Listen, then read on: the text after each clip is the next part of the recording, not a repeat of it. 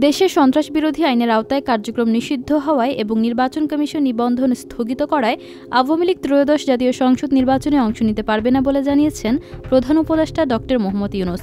গতকাল বৃহস্পতিবার সন্ধ্যায় ঢাকার রাষ্ট্রীয় অতিথি ভবন যমুনায় যুক্তরাজ্যের আন্তর্জাতিক উন্নয়ন বিষয়ক মন্ত্রী ব্যারনেস জেনি চ্যাপম্যানের সঙ্গে বৈঠকে তিনি এসব কথা জানান।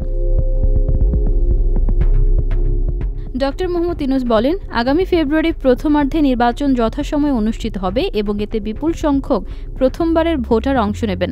গত ১৬ বছরে কাটাছেঁড়া নির্বাচনের কারণে তারা ভোটের সুযোগ পাননি বলেও মন্তব্য করেন তিনি আরও বলেন, জুলাই আগস্টের গণঅভ্যুত্থানের ধারাবাহিকতায় জুলাই সনদ বাংলাদেশের নতুন সূচনা এনে দিয়েছে। ব্যারনেস জেনি চ্যাপম্যান অন্তর্বর্তী সরকারের ভূমিকায় প্রশংসা করে বলেন, বাংলাদেশসহ বিভিন্ন দেশের অভিবাসীদের মাধ্যমে যুক্তরাজ্যে আশ্রয় অপব্যবহার উদ্বেগজনকভাবে বাড়ছে। তিনি বৈধ ও নিরাপদ অভিবাসনের ওপর গুরুত্ব দেন। জবাবে ইউনূস জানান, সরকার নিরাপদ অভিবাসন নিশ্চিত করতে কাজ করছে এবং বৈধ পথে কর্মসংস্থান বাড়ানোর উদ্যোগ নিচ্ছে। রোহিঙ্গা সংকট নিয়ে উভয় পক্ষ মানবিক সহায়তা অব্যাহত রাখার প্রয়োজনীয়তা তুলে ধরে।